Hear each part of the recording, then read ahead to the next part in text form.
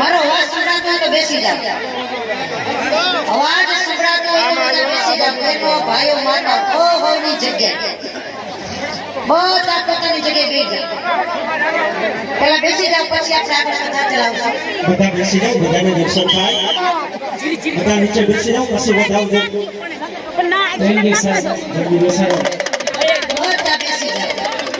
હાલો જોવા જઈએ શિવજીનો વરઘોડો.